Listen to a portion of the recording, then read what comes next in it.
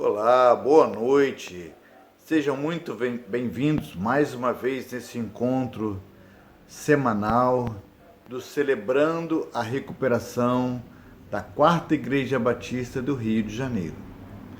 É com imenso prazer que eu trago mais uma noite de louvor ao Senhor e reflexão da palavra. Eu queria que vocês estivessem bastante atentos a esse louvor, que vai ser ministrado pela nossa irmã Luciane. O nome do louvor é Me Lembro. E teremos a doutora Gisele Ferreira, que vai nos trazer uma reflexão sobre traumas do passado. Ela é psicóloga e vai nos enriquecer trazendo conhecimentos acerca desse assunto.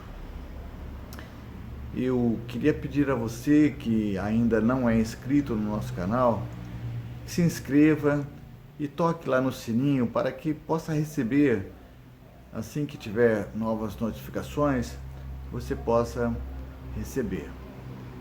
Muito nos agrada que você nos deixe um like, E para que a gente possa crescer mais e mais, para que o YouTube reconheça que o vídeo é bom e nos dê oportunidades de melhorar cada vez mais o nosso trabalho.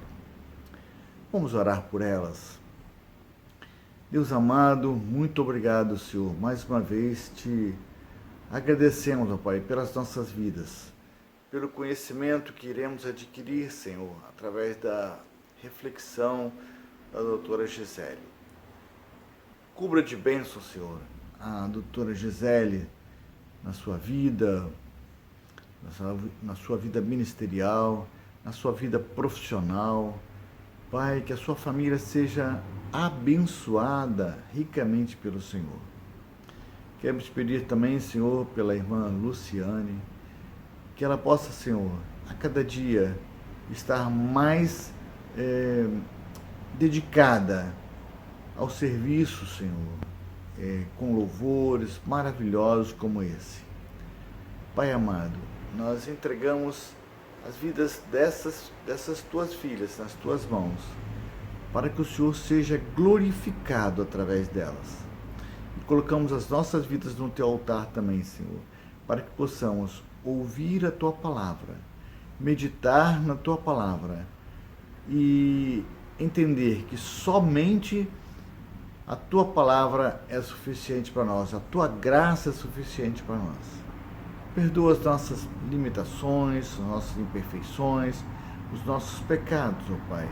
Pedimos isso no nome de Jesus. Amém e amém.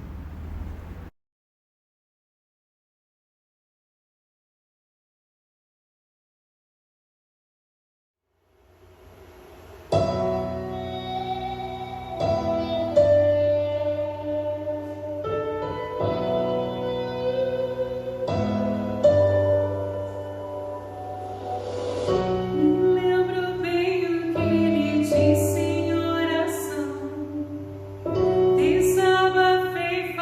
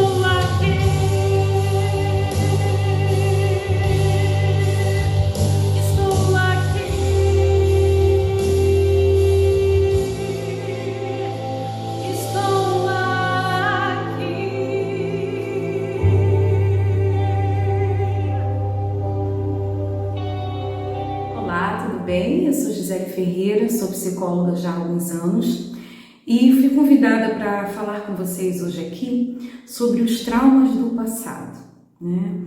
Se pensarmos em traumas do passado, precisamos pensar no passado, né? E quando pensamos no passado, precisamos falar das vidas passadas. Talvez você esteja pensando assim, que é isso que ela vai falar, né? Sobre vidas passadas, mas eu vou explicar.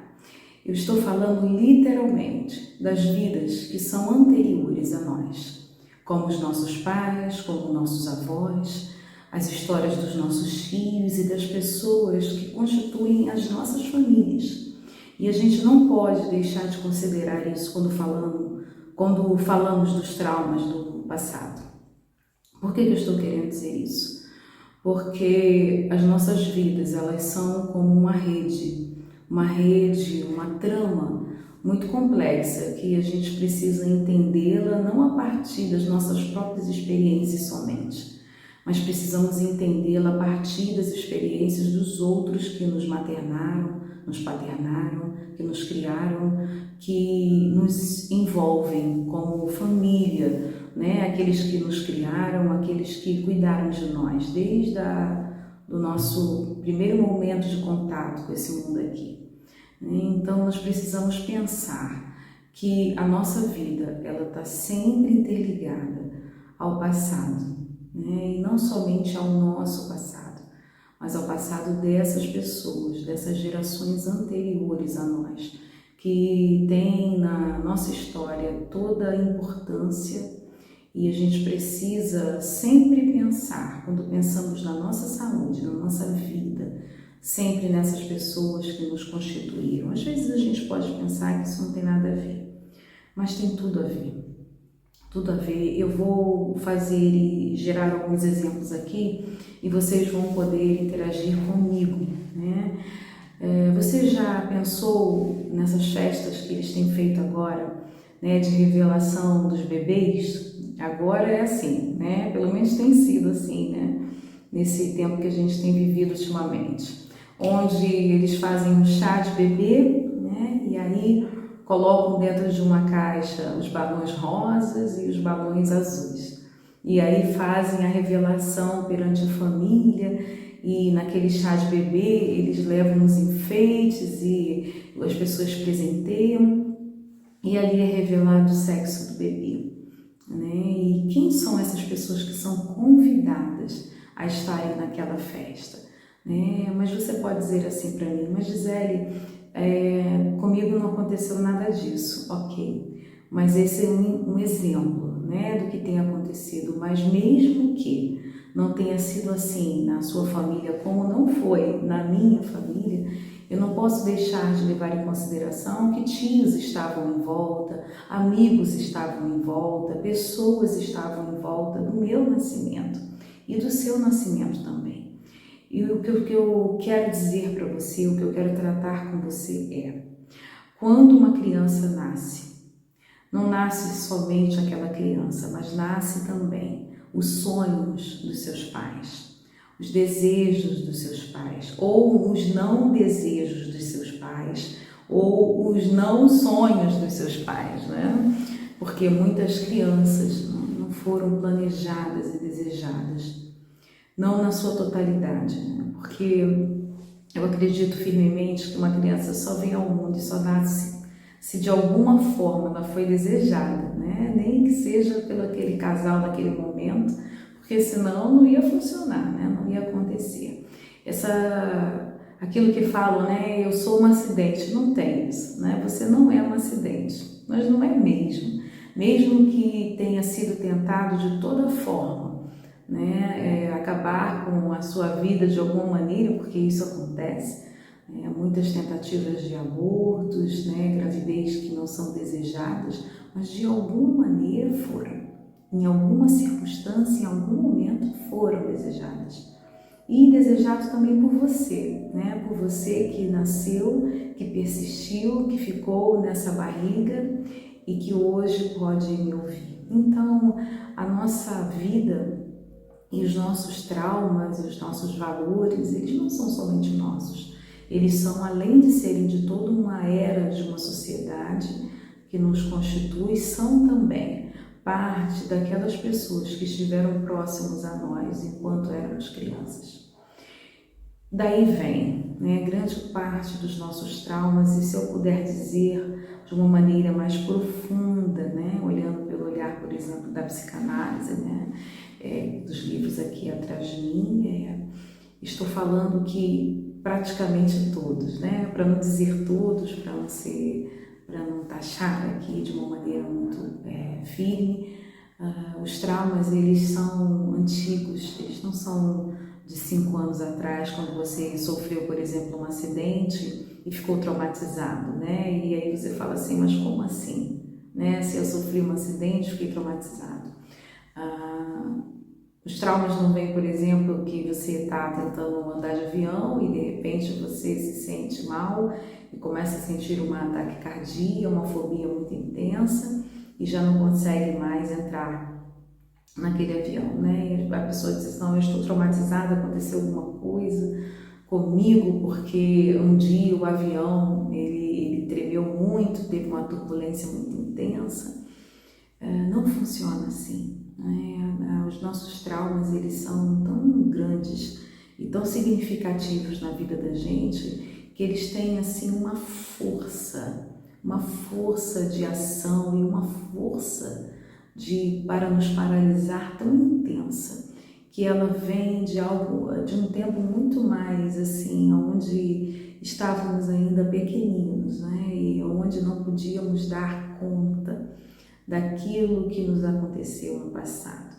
Então, eu me lembro firmemente, por exemplo, né, da vez em que eu tive que lidar com uma cicatriz, não sei se você vai conseguir ver, que tem aqui na minha testa. Isso aqui foi uma queda que eu levei e precisei ir ao hospital e costurar, né, e tomar pontos, e foi muito profundo.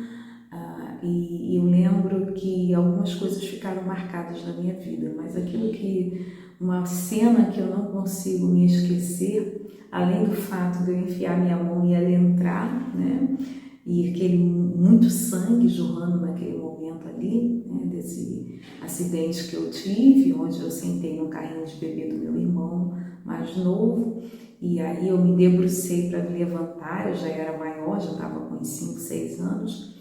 Eu me lembro que caí, bati no batente do mármore e sangrou demais, mas o que me deixou assim marcada foi o rosto da minha mãe, o desespero com a qual eu pude ver da minha mãe, né? Ela estava desesperada. A fala da minha irmã mais nova dizendo ela vai morrer, né? A Zélia, né? Que a minha família me chama assim, de Zélia. A Zélia vai morrer. E corriam comigo e chamando e gritando pela rua quem podia me socorrer. Meus pais não tinham carro, e então eu me lembro dessa cena, ela ficou marcada. Muitos anos depois, eu me lembro de passar por algumas circunstâncias onde a minha pressão começava a subir. Quando eu entrei, por exemplo, nos hospitais, e antes não era assim, depois de um tempo, eu me recordo que ao passar por um novo trauma, um segundo trauma, numa questão de um exame médico e tudo, a minha pressão sempre dava muito baixa, quase não queriam renovar a minha carteira de motorista, né?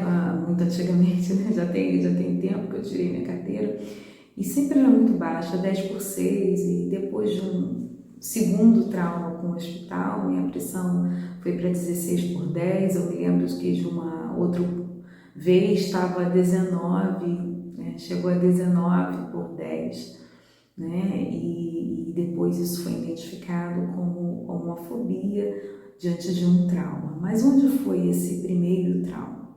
Né? Aonde estava localizado? E como psicólogos, os psicólogos devem fazer análise, devem estar em terapia, a gente começa a linkar as coisas. Mas o meu trauma não era só o meu trauma, era o trauma das pessoas que me cercavam naquele momento ali, o rosto delas. E o que eu quero dizer com isso? Dando um exemplo meu. né? Muitas vezes as circunstâncias que passamos, que nos deixam traumatizados, né? Tantos pacientes que eu atendo, que eu não posso abrir aqui as situações deles, né? Porque é sigiloso, mas pessoas que passam por circunstâncias nos seus trabalhos, nas suas vidas, quando vão gerar filhos, por exemplo, né? As mulheres quando engravidam e parece que volta na cabeça daquele marido, daquela esposa, tudo que eles vivenciaram enquanto crianças, né? Os pais que cobram ter bebê ou não ter, uma série de questões, né? A gente começa a entender de que os nossos traumas, eles são frutos do nosso passado. E esse passado, ele precisa ser compreendido de uma maneira geracional. Eu tenho falado isso aqui com você nessa oportunidade. Eu trabalho com a psicanálise, então a gente entende o trauma de algumas maneiras, né? Existem muitos teóricos, né, que falam sobre trauma, não somente o Freud, mas a gente tem um maravilhoso chamado Ferenczi, né? E ele fala de uma maneira de se traumatizar muito interessante, que é a maneira de se traumatizar do desmentido, né? E a gente precisa se atentar para isso, que é quando uma criança, por exemplo, estou dando um exemplo aqui, né? Vai contar que está sendo abusada, né, sexualmente, por exemplo, e para um adulto, né, e um adulto que ela confia. Então, essa criança vai até esse adulto para contar que está sendo abusada e ela não recebe crédito, né? Quantas pessoas eu estou me lembrando aqui, por exemplo, na minha mente, que se sentem assim extremamente, né, traumatizadas por essas circunstâncias, pessoas que passaram por abusos, né, sexuais na sua infância de forma recorrente, pessoas que passaram por violência sexual de forma recorrente, mas que se recordam com muita dor quando falam que elas foram pedir ajuda e elas não receberam crédito. Então, esse trauma é quando esse adulto muitas vezes olha para uma criança de uma maneira a não reconhecer que naquela criança ali há dor. Quantas crianças eu atendo no meu consultório, adolescentes, tem uma turma grande comigo lá, e eles ficam muito sentidos, magoados, e isso de uma maneira tão ampla que às vezes desenvolvem patologias, e eles chegam para mim e sempre falam, né, sobre essa circunstância de que estou falando aqui com você, você acredita em mim e eu consigo ver, né? Mas eu tenho falado isso para o meu pai, para minha mãe, para o meu irmão, para minha família, e eles acham que eu sou criança, então eles não levam a sério aquilo que eu estou dizendo, né? Então, onde está o trauma de verdade que carregamos na vida adulta? Eu estou dizendo para você que tem um fundo e sua realidade de verdade, né? Eu vou ser redundante aqui, na infância. E isso precisa ser entendido de uma maneira bem séria por cada um de nós. Existem algumas fases que o Freud colocou nas fases da nossa vida, né? E aí existem algumas delas, como a fase oral, né? A gente tem essa questão de que tudo bebezinho leva na boca, né? E ali, quando ocorrem algumas faltas dessas pessoas que maternam esse bebê, seja por não atender bem a essa fome que está sendo sentida, seja por atenderem demasiado essa criança, não deixando nem que ela respire, né? Tipo, quase sufocando, né?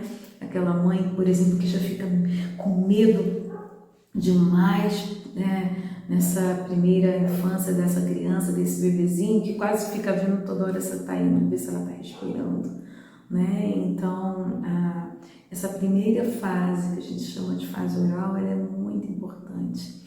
E alguns traumas que são vivenciados nessa fase, na fase adulta, se transformam, por exemplo, né? Estou falando aqui de uma maneira assim, muito básica, né? Por exemplo, em psicoses, né? E a gente consegue ver pessoas adultas com grandes dificuldades, com cindidos, né, divididos em sua mente, diante de uma dura realidade, ou de uma realidade que se apresenta onde há uma negativa de aceitação dela, né? E onde ocorreu essa negativa de aceitação? Lá atrás.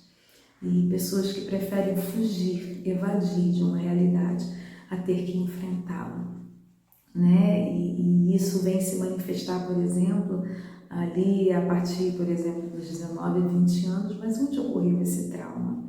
Né? Onde ele está fundamentado ali, né? Onde está essa estrutura, né, firmada para esse trauma? Lá, né, nessa fase oral, lá do início da vida desse bebê, onde ele é pequenininho, 1 ano, 2 anos. Depois a gente tem uma outra fase bastante importante, que pode nos traumatizar profundamente, né, que a gente chama de fase anal. Né? O que é isso? Muito simples. As pessoas olham o nome e já ficam pensando, calma, gente, né? O que significa isso? É só a fase do cocô e do xixi, né? Eu vou falar assim. É essa fase onde a criança aprende, né, a desfraldar, né? Aprende a ir no banheirinho, no periquinho, no banheiro, e fazer o seu xixi, fazer o seu cocô. O que isso significa? Né? Isso significa algo muito importante, né? Porque a gente às vezes não dá valor para as pequenas coisas da nossa vida, mas depois que, né, eu recebo lá pacientes, pessoas que estão adultas, que não conseguem mais ir no banheiro sozinho, que precisam usar fralda, ou que ficam internadas, por exemplo, num CTI, chegam para mim depois e falam, meu Deus, né? Como era importante ir ao banheiro sozinho, eu não sabia. Né? Como era importante eu ter o controle de verdade sobre essa parte da minha vida que eu sempre tive, né? Teve uma época que você não tinha, nem eu também, né? Então essa fase, traumas nessa fase são bem complexos da gente conviver, né? Onde muitas vezes as neuroses estão firmadas ali, né? Estabelecidas, né? Sendo vivenciadas nessa fase, né? Começando a se constituir nessa fase. Essa fase é onde a gente aprende, por exemplo, a ter o controle das coisas, onde a gente às vezes pode manifestar um controle doentio. Mais tarde, a gente não sabe, por exemplo, o que aconteceu. Às vezes aconteceram traumas nessa fase, né? Crianças que eram deixadas, né, com a fralda há muito tempo, sem serem bem cuidadas, e tinham que ficar ali, né, e às vezes passando um sufoco muito grande, e aí elas manifestam depois, né, às vezes prendem com medo, né, do olhar desse adulto, muitas vezes que recrimina essa criança, né, e olham para ela e falam assim, olha,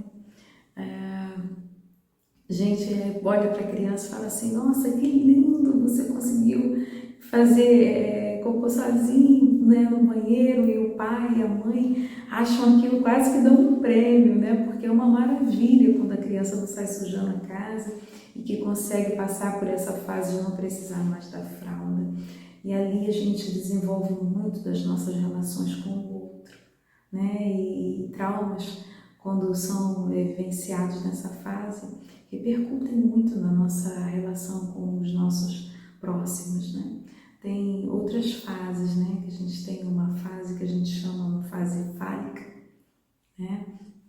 Depois disso, que é uma fase onde a gente vivencia, né? O complexo de Édipo, que a gente chama.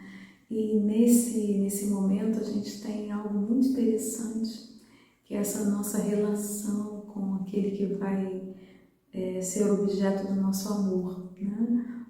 Na vida adulta, né?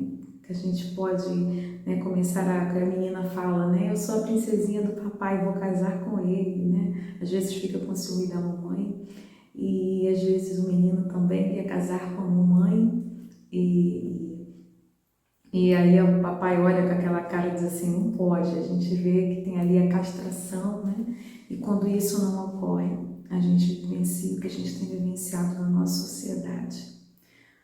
uma sociedade que não é castrada, uma sociedade que não aceita a lei e que acha que ela é a lei, que eles podem criar e mudar e manipular do jeito que eles querem, aonde eles negam o Pai, aonde eles negam essa lei, né? A lei de que eu não posso ter tudo e ser tudo que eu quero ser sempre, porque existe uma lei maior, por exemplo, que é negada nessa sociedade. Na pandemia, a gente viu as pessoas, né, surtando por causa disso, que é a lei da morte. Existe a vida, mas existe a morte. E a gente não tem como ficar burlando ela todo o tempo e achando que vai controlar. Olha aí aquela fase lá, né? Controlar. Tem pacientes, pessoas que não saíram de casa hora nenhuma, pessoas que ficaram tão perturbadas com essa questão do vírus. Eu sei que ele é nocivo, que ele mata, mas existem muitas coisas que matam e a gente precisa se lembrar disso todo dia, né? São pessoas que querem controlar tudo, pessoas, por exemplo, no mundo digital, né, que tem um pseudo-controle através dos algoritmos, os matemáticos, mas que a vida não funciona assim, né? A vida ela tem o seu curso, ela é um organismo vivo e que não responde muito bem aos nossos controles como a gente quer. Vide as variantes agora que a gente tem, por exemplo, do coronavírus, né? Algo que pessoa que tem um pouquinho de conhecimento de ciência já sabia que ia acontecer, tendo essa amplitude toda de possibilidade para esses vírus atuar, né? E as pessoas pensavam que iriam controlar e que seria tudo muito simples, ou que a gente não precisava se preocupar também, né? Negando completamente o poder, né? desse vírus e da vida, né? Que tem o seu curso. Então a gente precisa pensar trauma de muitas maneiras, né? A pandemia ela tem sido um trauma, não um trauma do passado, mas um trauma também, né? Com suas raízes no passado. A forma como as pessoas têm enfrentado a pandemia diz muito da constituição delas e da forma como elas se traumatizaram ao longo da vida, né? Vou botar assim porque a gente não pode sair diagnosticando ninguém assim, mas observar, obviamente, né? A forma como aqueles que negaram todo esse processo diz muito de quem eles são e como eles foram constituídos e de seus pais e de seus traumas e de suas escolhas de afeto, né? De desejo durante a vida. E aqueles que ficaram enclausurados de uma maneira muito profunda, isso também diz daquilo que eles são em tudo, né? A gente não tá perdido no mundo, a gente está interligado. E eu quero dizer uma coisa para você, né? A gente precisa entender que a gente não vai poder ter tudo. E que aquele bebezinho que foi sonhado ou não sonhado, né, pelos nossos pais, por seus pais, né, esse bebê que você foi, essa pessoa, essa criança que se traumatizou ao longo do tempo, quero dizer uma coisa para você. A vida é dura mesmo, né? Eu falo para os meus adolescentes, vocês pensam que a vida é um morango, né? Eles riem comigo lá, mas tem melhorado a cada dia, né? E o que a gente trata a vida é dura. Tem um texto muito lindo de Jesus que ele fala, né? E ele declara, no mundo tereis aflições, mas tende bom ânimo. Eu venci o mundo. A dificuldade é que muitas vezes o nosso afeto fica muito abalado, o nosso ânimo fica muito abalado. Muitas vezes a gente precisa mesmo das medicações para nos ajudar nesse processo. Mas muitas vezes a gente pode produzir pela capacidade de entendimento da nossa pequenez, aquilo que precisamos também com a transformação da nossa mente, né? Como diz lá em Romanos 12:2, né? Não vos conformeis com este mundo, mas transformai-vos pela renovação do vosso entendimento, para que experimenteis qual seja a boa, agradável e perfeita vontade de Deus. Então, a gente pode se transformar. Tem um outro texto muito lindo que tem tudo a ver com a psicologia, quando fala que nós somos edifícios do Senhor, né? E aquela velha herança dos nossos pais, que fala lá na carta de Pedro, né, essa herança morta dos nossos pais, o Senhor Jesus tem nos feito um novo edifício, a saber, um espiritual. Então, se é essa carne, né, se esse edifício aqui de carne e osso, que você convive com ele todos os dias, tem seus traumas, eu quero dizer para você que em Cristo, nessa nova natureza espiritual, né, a saber espiritual, nós temos a possibilidade de ter uma nova estrutura.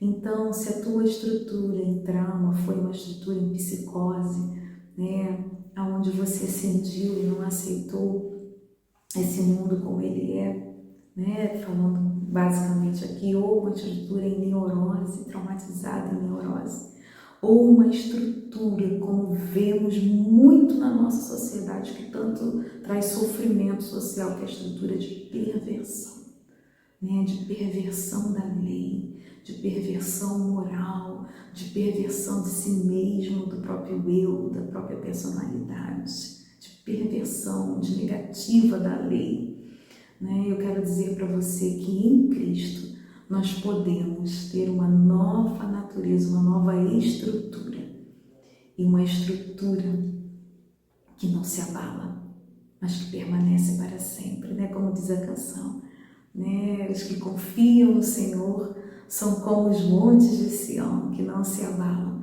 mas permanecem para sempre. E a gente pode confiar que em Deus a gente pode ter uma nova estrutura. Porém, Deus deu sabedoria a pessoas, né, do nosso tempo, psicólogos, psiquiatras, médicos, para que possam, né, Lucas era um médico, né, esse querido discípulo do Senhor Jesus Cristo, que tanto ajudou a Paulo. Ele era um médico e ele ajudava, né, naquilo que era necessário. Quando Paulo fala a Timóteo também, ele diz assim: não descuida não, Timóteo, toma aí, né, cuida da sua vida, tome seus cuidados com a sua saúde. Então ele estava dizendo que somos um corpo que precisa de cuidados também. Tem uma frase do Freud que ela diz assim: somos feitos de carne, mas temos de viver como se fôssemos de ferro. Se você tem tentado dar conta de tudo, não tem conseguido, e muitas vezes você tem se evadido, sabe para o que a gente muitas vezes tem visto o mundo se evadir? Para se entorpecer. E eu quero dizer para você, seja se evadir para uma psicose, né, onde você pode achar que é Napoleão Bonaparte, mas você não é. E sentir que é Napoleão Bonaparte, desejar ser, mas você não é. Também em se entorpecer, fugindo desse mundo, tentando gerar em você diante dos traumas, porque o entorpecente que a gente tem visto tanto na nossa sociedade tem tudo a ver, querido, com o trauma. Preciso dizer isso para você. Tudo a ver com esse processo, por exemplo, da não amamentação ou da amamentação inadequada, né? De tantas outras questões que estão envolvidas nesse primeiro objeto de amor, né? Objeto que foi a mãe, essa pessoa que teve o primeiro contato com você já na barriga, tantas coisas implicadas nisso. Seja pelo processo todo da tua gestação, seja, né, por tantas questões. Abra seu coração para entender que você não se traumatiza sozinho, né? Nós estamos juntos nesse processo de trauma, aonde o outro que estava próximo a nós, a nossa família, tem tudo a ver com isso. E se isso, né, é uma questão sobre a sua vida, tem tratamento, né? Procure por tratamento, acredite. E a gente que crê, né, em Cristo Jesus, a gente sabe desse novo edifício também. Então a gente consegue trabalhar nesses dois edifícios, né? Enquanto nessa carne aqui trabalhamos e acreditamos naquilo que estudamos e fazemos o nosso melhor, mas cremos que temos também uma natureza espiritual que não passará. Eu espero que a gente possa ter conversado aqui nesse dia e né, de uma maneira informal. Eu espero que eu tenha podido de alguma maneira, né, ser luz sobre a sua vida, né? Eu sou Gisele Ferreira, sou psicóloga, qualquer coisa você pode estar me procurando, meus contatos vão estar com as pessoas responsáveis por esse momento com vocês aí, né? Do evento de vocês, desse momento dessa palestra, tá bom? Então, um beijo no seu coração muito grande, né? E eu espero que tenha sido bom, né? Para você poder me ouvir. Um forte abraço. Obrigado, Senhor, por mais esse trabalho que foi realizado nessa noite. Que o Teu nome possa ser mais e mais glorificado a cada dia. Nós queremos que os nossos pensamentos sejam coincidentes com a Tua vontade. Que nós não nos desviemos dos Teus caminhos. Que possamos seguir cumprindo os Teus propósitos em nossas vidas. Agora eu queria colocar um texto de 2 Timóteo 1, capítulo 1, verso 3, para que nós refletíssemos durante essa semana. E vou deixar no próximo slide, bem escrito, para que a gente possa meditar nessa semana nesse texto. Tenhamos uma semana ricamente abençoada na presença do Senhor. Amém.